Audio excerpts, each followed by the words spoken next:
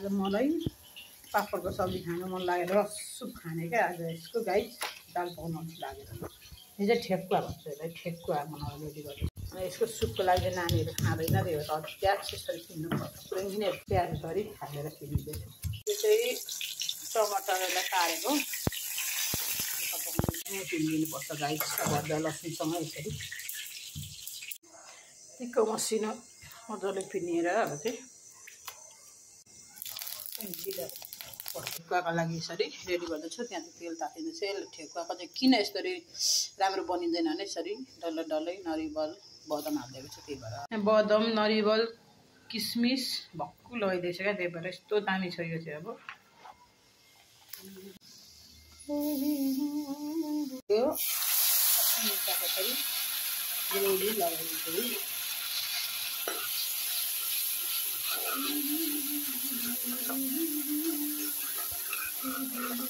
नुन पनि नुन हालेपछि खोर्सानी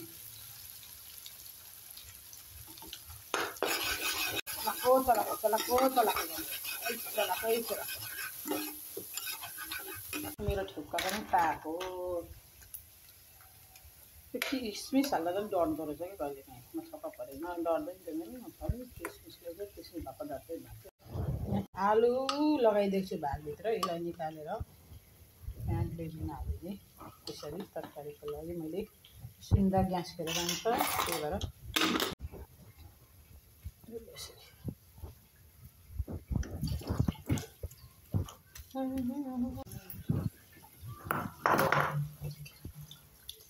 यो आलु पनि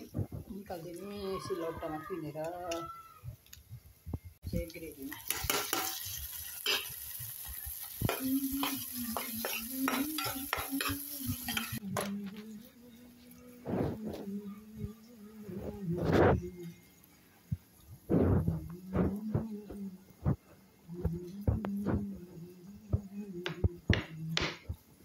लगाइदिएँ मैले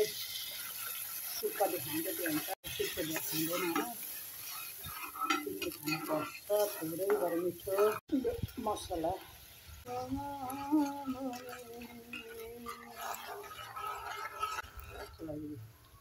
अझै पापड यसरी हालिदिन्छ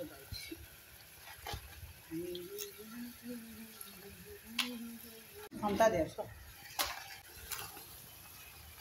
किचिन छ त्यही भएर यसलाई फकाइ चलाउँदै पकाउनुपर्छ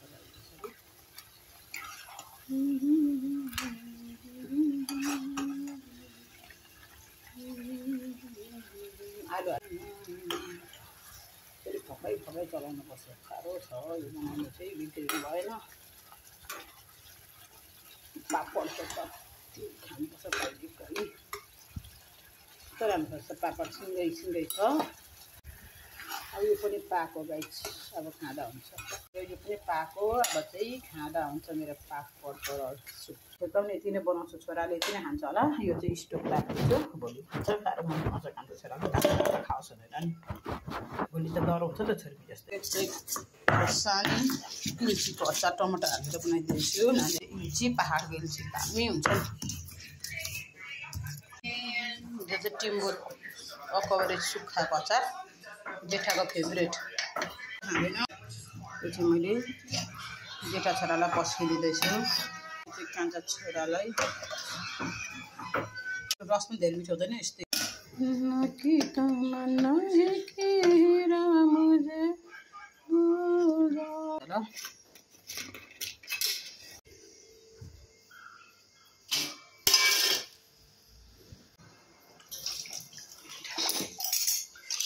ल छिटो आऊ छिटो आऊ न मलाई सघाऊ न भन्दा सघाउँदैनन् फोहोर खाऊ अब कुकुर खाएको थियो यस्तै घिच म एउटा हातले हुन्छ भिडियो बनाउँदै गरेको देख्दै सामा घिच यस्तै खानु जोडेको लुखा मान्छेको लुक्छ जतिखेर लुक्छ कोठाइ त लुक्छ लुकेर बाबु खेर हाल्छ डन्डको दामले सघाउने बेलामा